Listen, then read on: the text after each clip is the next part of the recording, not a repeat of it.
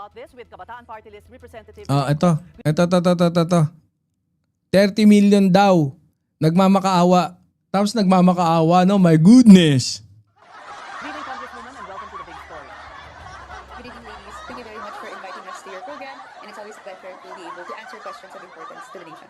Well, first of all, are you of the same belief as Congressman Erice and perhaps the President's sister, Senator Amy Marcos, that this complaint that's just been filed, that was filed yesterday, is meant to shield the President from other impeachment complaints?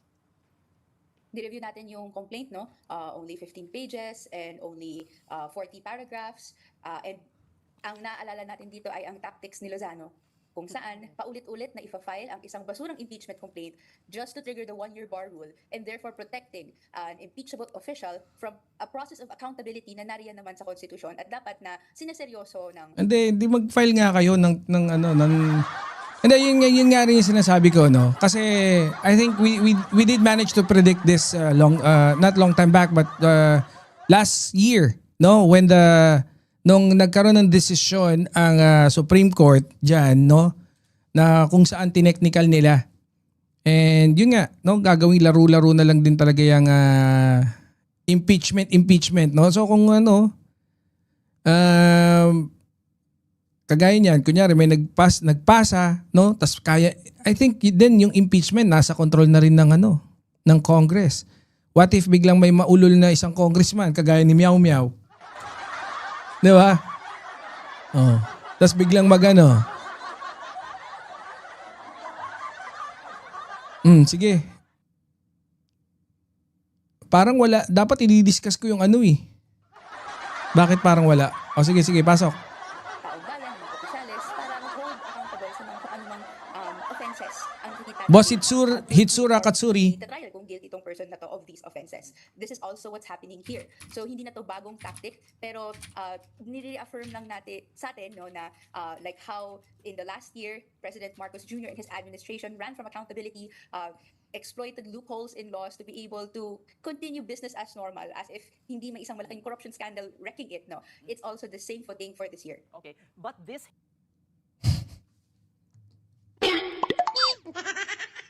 Mamumura mo no? The legal woes continue to pile up for Gago po siya. And then anyways, ganun naman, no? Sabi naman talaga ng palasyo is kalayaan nila na mag-file sila ng mga cases. And then, yun nga, no?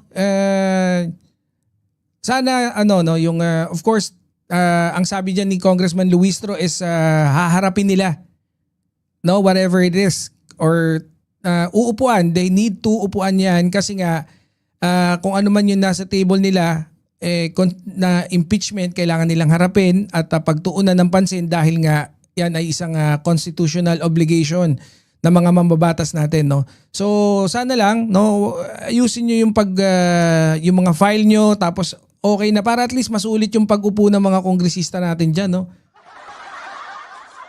Hindi, wala tayong magagawa, karapatan nila yan, 'di ba? So it is what it is. Antayin na lang natin yung mga susunod na magiging eksena dyan sa pag-file ng mga impeachment. Ay, yung makabayan black naman kasi, alam niyo, mga kupal.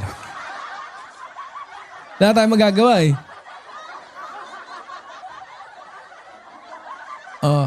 Ito, pakinggan natin to.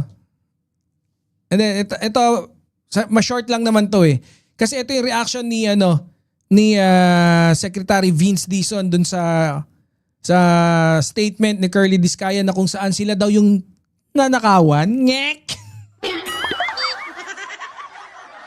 Ma'am BG Badjola, shoutout. Tapos narinig ko pa, sinabi daw niya, parang sila pa daw ang nanakawan. Ulit. Sorry siya, ninakaw nila yung pera ng tao Tapos ninakaw nyo pala yung pera ng tao Sorry kayo. Magsoli kayo. narinig ko pa, sinabi daw niya, parang sila pa daw ang nanakawan. Medyo makapal din naman talaga ang mukha nitong si Curly Discaya. Makapal pala mukha mo. Hindi, sa bagay, may backer kasi no? Kita mo, may natawa sa joke ko si Nanay H. Nirewind ko, natawa ako sa joke ko. Yun nasabi ko sa iyo Matatawa ka talaga sa joke ko. Kitang-kita namin lahat ng ebidensya gawa sa kanila. Tapos ang lakas pa ng loob na magsabi, sila pang nanakawan. Siguro, humarap na rin sila doon sa mga kaso nila. Yung asawa niya nakakulong na, harapin na rin yung mga kaso tapos ibalik na rin yung pera ng mga kababayan natin. Oo. Ganoon! Hindi, pero paano yan? Makakaaway mo pa si ano dyan eh. Sila pa talaga na nakawan, no? Ma'am BG, kakapal ng mukha ng mga yan. Kaya buisit yung mga yan eh. Oh. Oh, hindi maganda. Maganda yung ano, no? Yung nangyayari dyan. Although parang walang kwenta, pero yung blue ribbon ko yun.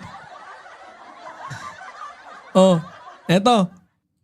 Update tayo sa pagharap sa Sandigan Bayan ni dating Senador Bong Revilla na nahaharap sa kasong malversation. May ulat on the spot si Maki Pulido. Maki? So Rocky, nakikita niyo naman ngayon sa inyong live video. Oh, paano ba yan? Dalawa na. Ano ba sabi ni ano?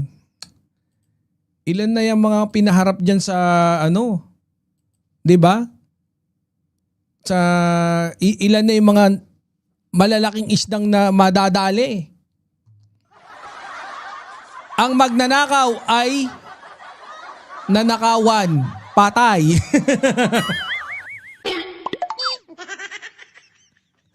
Yun nga no? Ibig sabihin, iba nagnakaw, sila ang nakinabang, ganon. Yun nga no? Hindi, sabi pa ni Diskay nun, para namang feeling ko, tsaka ng asawa ko, kami nanakawan. Tapos, babalik pa namin yung pera. Bibigyan pa namin ng pera yung nagnakaw sa amin. Parang ganon, di ba? Kutsa, sabi ko, gago to si Diskaya. Dating Senator Bong Revilla sa mga magistrado ng Sandigan Bayan 3rd Division. Hindi pa tayo pinapayagang makapasok sa loob ng korte, pero kita natin mula dito sa labas ay kinakausap ng mga magistrado ang isa sa mga kinatawan ng BJMP. So sa ngayon, ay itatanong pa rin natin mamaya dahil ang hinabangan na lang naman natin ngayon ay ang commitment order. Ayan, kasasabi lamang ni Attorney Dennis Pulma, hindi pa daw to, ano to, Attorney? May motion po ba? May motion expecting Attorney. Oh, yan. Pinakita ko lang din yan, no? Para at least makita nyo, no, na sunod-sunod na. No, yung, sunod-sunod, hindi pala. Sorry. Maganda yung panimula nung ating 2026, no? Bagamat we were a little bit short dun sa unachieved na promise, no? It is what it is. Talagang, ako, sabi ko nga, nangako si Ombudsman Boying na may mga makukulong. Siguro iba lang kami ng definition ng mga big fish na makukulong. Although, yeah, okay naman, accepted yung point niya na ang big fish na nakulong is yung mga recognized na mga DPWH, no? Sila yung mga personalidad ngayon na talagang malalaki yung mga nakulimbat.